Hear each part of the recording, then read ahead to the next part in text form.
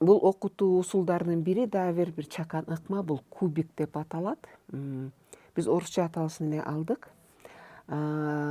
Бул ыкманы качан колдонсо болот? Эң кызыктуу жана мындай натыйжалуу жана башка педагогдордун, мугалимдердин өз тажрыйбаларына таянып айткандарына караганда, 3 баскычта, ой жүгүртүү баскычында, маалымат алып, анан ошо маалыматтын үстүндө иштөө баскычында пайдаланса, көп натыйжа берген учур болот. Бирок албетте бул деле чектөө эмес. Мугалим ар бир мугалим өзүнүн чыгармачылыгына таянып, өзүнүн мүмкүнчүлүгүнө жараша, өзүнүн койгон максатына жараша, албетте мында тапкычтык менен окутуу процесстин түрдүү баскычтарына колдоно берсе болот. Кантип колдонсо болот? Даярдык кандай болуш керек Бул ыкманы колдонуш үчүн мугалимдин чын эле кадимки эле кубиги болуш керек.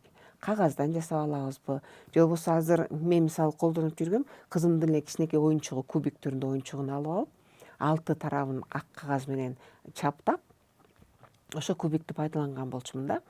6 жагына 6 түрдүү суроолор жазылат. Алгач 6 түрдүү суроону мугалим даярдап алышы керек. Мен азыр болжолдуу 6 түрдүү суроону берем, бирок албетте мугалим аны өзүнүн өтүп аткан темасына жараша, өзүнүн сабагына жараша анындай конкреттүү кылып алса болот. Бирок эң негизги принциби, талабы, кубик болгондон кийин кубиктин 6 жагы бар, билесиздер. Сөзсүз түрдө 6 суроо болуш керек, 6 түрдүү суроо болуш керек. Жана албетте буга жараша класстагы, топтогу балдарды, студенттерди 6 чакан топко бөлүш керек болот. Балдарды топторго бөлүүнүн дагы ыкмалары бар, ага да өзүнчө кийинки сабактарда токтолобуз. Азыр болсо кубикти ыкмасын колдонууда кайсы суроолорду пайдаланса болот? Албетте мугалимдин даярдыгы керек. Биз көп эле айтып атпайбызбы, негизи сын ой жүгүртүү усулдарын колдонууда негизги көңүл, негизги басым бул окуучулардын, студенттердин өз алдынча активдүү, жандуу иштешине басым жасалат депчи. Бирок бул мугалимди таптакыр жумуштан бошотуп койбойт. Ал сабак учурунда, окутуу процессинде балдардын ишине багыт берип, тийиштүү нукка салып турат албетте. Ал эми ошол сабак ушундай ийгиликтүү, жыйынтыктуу өтүш үчүн, тиги же бул ыкманы колдонуш үчүн албетте мугалимдин сабакка чейинки жакшы даярдыгы талап кылынат да. Бул жерде дагы ушу кубик ыкмасын колдоноордо биринчи сиздин жанагы кубигиңиз болуш керек. Көлөмдүү болобу, кичинекей болобу даярдап алышыңыз керек. Ал сөзсүз керек. Андан кийин ошол кубиктин 6 тарабына сиз суроолорду жаза аласыздар. Мисалы жалпы суроолор. Сүрөттөп бергиле деп жазсаңыз болот. Мисалы тигини же муну темаңызгача сүрөттөп бергиле. Нерсенин түсүн болобу, түзүлүшүн болобу, кайсы бир кубулуштун касиетин болобу, көлөмүн болобу, же адамдын мүнөзү болобу, эгерде темаңыз бир адам жөнүндө болсо, ошону жөн гана сүрөттөп бериш керек. Кандай кийим, эмне, түсү кандай, чоңдугу кандай деп. Экинчи жагында мисалы салыштыргыла деген тапшырма болуш керек. Мисалы, бул эмне, бул нерсе же бул адам, инсан эмнеге окшош, кимге окшош, эмнеси менен айырмаланат башкандай өзүнө түспөлдөш, өзүнө тектеш нерселерден, Үчүнчү, элестеткиле. Мисалы, элестүү ой жүгүрткүлө да. Мисалы, бул нерсе силердин эсиңерге эмнени салат, бул эмнеге окшошуп кетет, муну көргөндө кандай нерселер оюңарга келет, муну укканда эмне ойлор келет, же болбосо мындай өткөндө бир мурда билгениңерден бир нерсе байланыштуу барбы, ушул силердин жашооңордо эмнеге байланыштырасыңар, муну мындай элестетип көргүлө деп тапшырма бересиздер. Төртүнчү топко мисалы талдагыла деген тапшырма берилет. Бул суроо туш келген балдар так айта алыш керек. Бул мисалы эгер нерсе болсо бул кандайча жасалат, бул эмнеден турат, же болбосо кубулуш болсо ал эмне кылат, кантип ушундай абалга келип калган, же болбосо бир каарманды талдап атсаңар, бир чыгарманын каарманы жөнүндө кеп кылып атсаңар, же болбосо бир чыгарма жөнүндө кеп кылып атсаңар, бир адамды айтсаңыздар, бул кандайча ушундай адам болуп калды, мунун кайсы сапаттары бар, эмне үчүн ушундай болуп калды, башка болсо эмне болот эле деген сыяктуу талдоолор бериш керек да, өзүнүн баасын бериш керек. Анан бешинчиси, колдонуп көр. Мисалы, бул нерсени менен эмне кылса болот, муну кайда колдонсо болот, же болбосо эгерде жеке инсан бир чыгарманын каарманын талдап атсаңар, чыгармачылык менен, тапкычтык менен башка суроону берип койгула. Мисалы, ушул каармандын ордуна мисалы Жамилянын ордунда эмне болсоңуз эмне кылат элеңиз чыгарма жөнүндө туурабы? Же болбосо мисалы аябай балдарга коркпой эле аябай мындай бир фантазияны, бир тапкычтыкты талап кылган суроолорду бере берсе болот. Мисалы сен кар болсоң эмне кылат элең мисалычы. Балдардан коркпош керек, бул туура эмес суроо депчи. Себеби балдардын ой жүгүртүүсүн өөрчүтөт. Бул аябай кызыктуу да болот. Балдар аябай тапкыч келет. Ошондуктан мындай өзүңөрдүн каалооңор менен түрлүү суроолорду берсеңер болот. Алтынчысы болсо мисалы бир нерсенин кубулуштун же болбосо каармандын оң жана терс жактарын тапкыла, оң жана терс жактан атагыла деп айтсаңар болот. Бир нерсени алып атсаңар, мунун жаман жагы кайсы, зыяны барбы, пайдасы барбы десеңиздер болот. Же болбосо достук деген түшүнүктүмө жөнүндө кеп кыласаңар, мисалы бул жакшы жагы кайсы, же болбосо муну четке кагып көрөлү, мисалы кемчилиги барбы негизи дос деген мамиленин. Же болбосо түшүнүктүн туурабы, же болбосо деген дос деген түрдүү түшүнүк, ар ким өзүнчө түшүнөт. Ошондуктан силердин темаңарга дагы эле кайра сабагыңарга жараша ушул суроолорду түрлөнтүп, ошол суроолорго ошо негизги 6 суроого таянып өзүңөрдүн чакан сурооңорду берсеңиздер болот. Албетте биринчи талап бул суроолор бири-бирин кайталабаш керек. Балдар биринкин бири кайталап жасабаш керек. Экинчиден суроолор так болуш керек. Мындай балдарды чаташтырбагыдай, балдарды мындай жооп берип жатканда мындай кыйынчылык жаратпагыдай болуш керек. Эгерде текстте жок нерсе болсо, текстке таянып божомолдоп ой жүгүртө алабы, өзүнүн көз карашын айта алабы, мындай бир логикалык, акылга сыярлык ошо текст менен байланыштуу суроо болуш керек да. Мындай балдарда бул суроолорду берүү аркылуу мындай билбей калдым же болбосо мүмкүн эмес экен, колумдан келбейт экен деген ойду калыптандырган суроолор негизи болбош керек. Себеби балдарды окутууда, балдарга билим берүүдө ой жүгүртүү дагы, анан экинчи дагы мындай өзүнө жеке инсан катары ишеничүлүгү, өз алдынча болушу дагы, өз алдынча иш аткарганга болгон өзүнүн ишеними дагы калыптануусу да бул аябай чоң милдет, чоң маанилүү нерсе болуп эсептелинет. Бул негизи билим берүүдөгү негизги максаттардын бири дагы ушул болушу керек. Анан бул ишти эми кантип уюштурат? Бул өтө кызыктуу нерсе, активдүү нерсе. Сөзсүз эле түрдө балдар мынтип партада мынтип отуруп же студенттерден кыймылдап отур деген талап кылынбайт. Негизи эле сын ой жүгүртүү ыкмаларын колдонгондо балдардын эркин кыймылы албетте тартиптин деңгээлинде, чегинде. Өзүнүн эркин алып жүрүшү, орун алмашып отурушу дагы мындай каралышы керек да. Бул мындай кадыресе көрүнүштэй болуш керек. Мугалим өзү биринчи кезекте ошону кабыл алып, өзү ошого макул болушу керек да. Бул жагынан мугалимдин иши ийкемдүү болушу керек. Кандайча уюштурулат? Мына биз теманы белгилеп алдык дейли, же болбосо текстти менен таанышты, материалды өздөштүрүштү, маалыматты билишет дейлик. Сиздин колуңузда кубик бар. Сиз балдарды бөлдүңүз, балдарга түшүндүңүз. Балдар азыр биз мына ушундай топко бөлүнөбүз. Ар бир топтун өзүбүздүн тапшырмабыз болот. Баланча мүнөттө, мисалы 5 мүнөт ичинде, 10 мүнөт ичинде же 3 мүнөт бересизби? Ошонун ичинде ушу тапшырманы биз аткарабыз деп ар бир 6 топ өзүнчө отурат, топтошуп бөлүнүп, же болбосо бири-бирин карап, же болбосо эле парта кылып бөлүп койсоңуз болот. Анан ар бир топтун алдына барып баягы кубикти сиз өкчөйсүз, мындай ыргытасыз да. Кайсыл жагы менен үстүнө түшсө, ошол жердеги суроо ошол топко болот. Экинчи топко барып кубикти кайра ыргытасыз. Эгерде биринчи топтун суроосу кайра түшүп калса, албетте дагы бир жолу ыргытсаңыз болот. Ошентип анан 3-чү топко келип дагы 3-чү жолу ыргытып, 3-чү суроону карарсыз. Бул жерде эркин болот да. Балдар тигин алам, муну алам деп талашпайт. Оңой суроону тандап алганга качырбайт. Же болбосо бир жоошураак бала болсо, мен ушул суроону алмакмын, катуураак сүйлөнүп алып кет деген таарыныч, же болбосо өзүнө ишенбестик пайда болот да. Баягы өкчөдүңөр, кайсы туш келсе ошо сеники, тандамай жок. Экинчиден ар бир топ өзүнүн суроосун алгандан кийин сөзсүз түрдө такташ керек. Мисалы, силер сурооңорду окудуңарбы, тааныштыңарбы? Тапшырмаңар түшүнүктүүбү? Кана ким түшүнгөн жок? Сөзсүз түрдө балдарга өз алдынча иш аткарганга убакыт берерден мурун мугалим сөзсүз ынаанышы керек да. Балдар ар бир топ өзүнүн милдетин түшүндүбү? Өзүнүн аткара турган ишин түшүндүбү? Эмне кылышаарын билеби? Ошону сөзсүз аныктап алыш керек. Андан аркы ишиңерге таасир кылат да, туура. Андан аркы ишиңер шаар жүрүп кетиш үчүн балдар ар бир топ өзүнүкүн билиши керек болот. Андан кийин баардыгы ооба билдик, түшүндүк дегенден кийин убакытты өлчөйсүздөр. Мына ишибизди баштадык, силерге мисалы 5 мүнөт берилет, баягы 5 мүнөт берилет.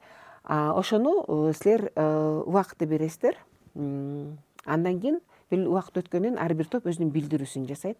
Башка топтор кошумчаласа болот, тактаса болот. Бирок бул жерде сөзсүз түрдө суроо түрүндө болушу керек. Суроо берип, анан суроо түрүндө ар бир топко өзүнүн кошумчаларын айтса болот. Ушул жерден дагы бир белгилей турган нерсе, балдардын топтогу же жупташып иштерин уюштурууда бир аябай кийинки жашоодо дагы керек боло турган бир көндүмгө да үйрөтүү маанилүү болуп эсептелинет да. Мен айтайын дегеним, балдар өзүлөрүнүн жоопторун айтып берип атканда, ар бир топ өзүнүн билдирүүсүн жасап жаткандачы, сөзсүз башка топтогу балдардын кошумча лагысы келет, бир нерсени бир тактап айтып койгулары келет да, балким бирөө жетишсиз айтып койду, дагы тагыраак айткысы келет да. Ошону мындай түз эле бетке айтпастан, балдар өзүнүн тактагысы келген же кошумчалагысы келгенин мындай суроо түрүндө узатса болот да.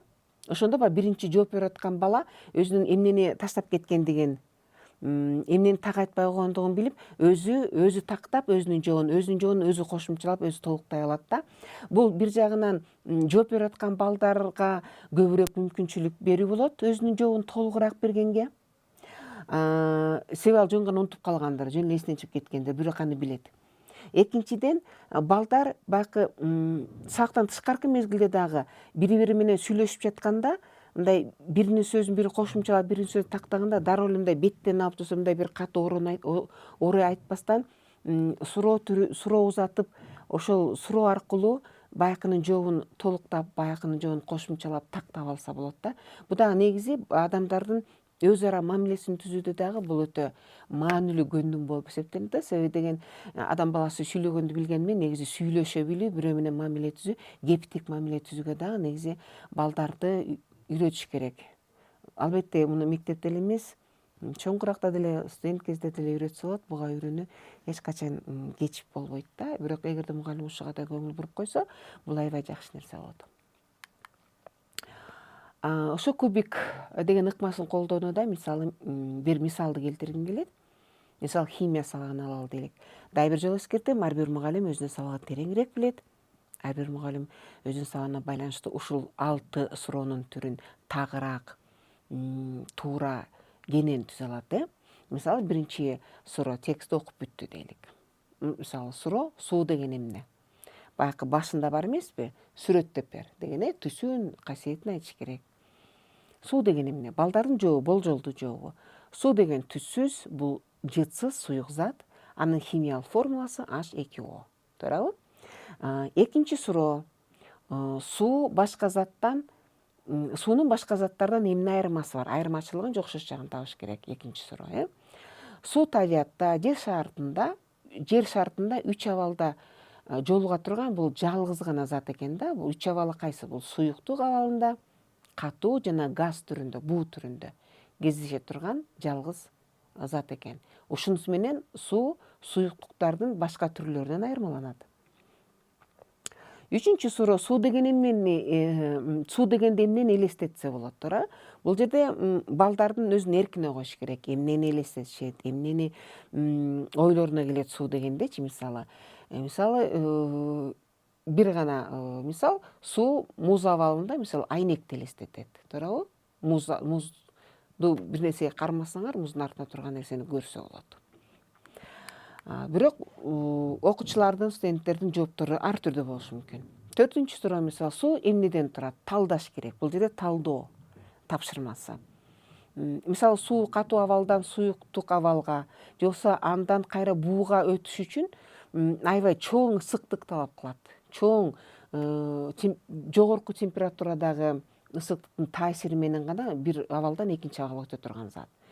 Мисалы, H2O молекуласында суутектин атомдору жарым-жартылай оң заряддуу болгон үчүн коңшу молекулалардагы кислород атомдордун электрондору менен өз ара аракеттешет. Мындай химиялык байланыш суутектүү байланыш деп аталат. Талдап берет да ушул сыяктуу. Бул жерде чакан гана маалымат, бул мисал балдар өзүнүн окуган текстине жараша кенен же бир башка багытта да түшүндүрүп бериши мүмкүн. Бешинчи суроо, суу мисалы кайда колдонулат? Биринчиден негизи табият өзү колдонот экен. Себеби деген суусуз деги эле тирүү организм жашай албайт экен. Бул табиаттын өзүнө керектүү нерсе. Экинчиден ар бир тирүү клеткада биохимиялык өзгөртүүлөр да суунун таасири менен жүрөт. Ал эми химиялык өнөр жайларда, металлургиялык өнөр жайларда дагы технологиялык процесстер негизи сууда жүрөт. Көпчүлүк технологиялык процесстер суусуз алар ишке ашпайт экен. Бул суу кайсы чөйрөдө негизи турмушта адам баласы кандай колдонот деген суроого жооптун мисалы. Жана алтынчы акыркысы негизи суунун пайдасы жана зыяны эмнеде. Сууну коргош керек да, эмне жакшы жагы бар. Жана эмне терс жактары бар экен, ошону айтыш керек.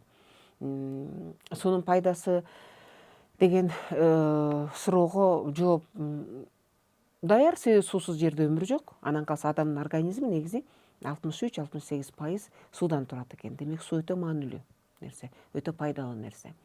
Ал эми терс жактарда мисалы балдар башканы табышы мүмкүнбү, туурабы, туура эмеспи? Ал мугалим өзү тактап, мугалим суроо аркылуу тактап толуктай алса болот, жоксо башка балдар да толуктайт.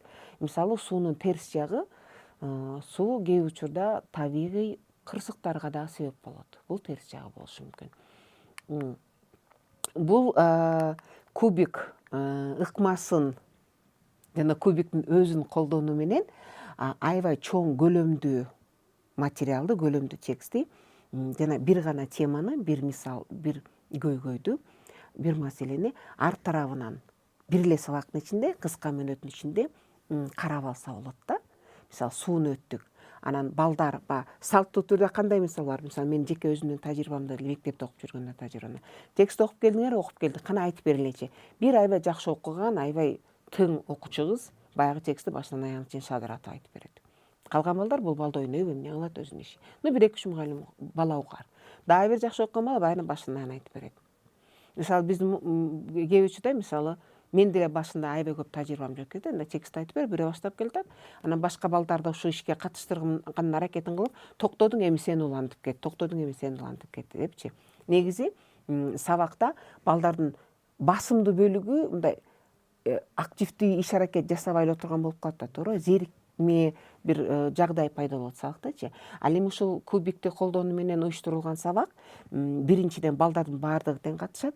Экинчиден ар бир бала тексттин башынан аягына чейин айтуу муктаждыгына эмес, кереги жок анын. Ар бир бала өзүнө берилген гана суроо боюнча ошо тексттин, жалпы тексттен ошонун жообун табат да. Бул аябай көбүрөөк натыйжалуу иштейт, көбүрөөк көңүл бурот. Ошо бир эле суроо се чарзайт ар кайсы суроолорду ал тигинден мындан издеп отурбастан. Жана бирок ошол эле учурда бала бир суроого жооп берип атам, экинчи суроонун жообун билбей калам деген коркунуч болбойт. Себеби анын жанында отурган эле топ ошол экинчи суроого жооп берет. Ал эми жалпы талкууга келгенде, жалпы балдар өздөрүн ар бир топ өзүнүн жообун айтып келгенде, ар бир бала ошол текстке тиешелүү болгон бөлүнүп алынган 6 негизги суроого ар бир бала жооп ала алат да. Бул аябай жакшы мүмкүнчүлүк.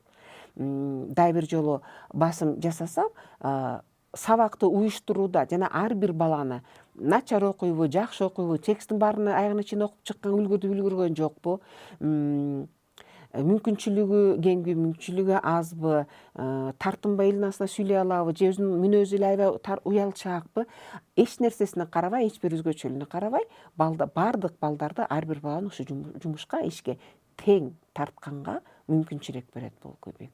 Анан негизи эле бала деген бала ал чоң деле улугурактагы балдар, адамдарга деле кызыктуу. Мен улугурактагы адамдарга курстарда кыргыз тилинде да колдонуп келем. Негизи эле баягы кубикти ыргытып таштап коюп анан кайсы суроо бизге туш келет экен деген. Негизи эле жалпы сабактагы маанайды жалпы эң жагымдуу кылат да. Андан ары чогуу иштегенге, бири-бирин көңүл куруп укканга дагы аябай чоң пайдалуу нерсе. Жана мугалим дагы өзү мындай сабак өткөндөн кийин аябай чоң чарчоону сезбейт. Себеби мугалимдин иши багыт берип коюш керек, анан туура нукка салып туруш керек, сөзүн жыйынтыктап, анан убакытты силерге мисалы 3 жыл убакыт берилген деп гана отуруш керек да. Анан өзүнүн ишинен, өзүнүн жасаган, натыйжалуу жасаган ишинен өзүнүн өзү рахат алса болот мугалим. Рахмат.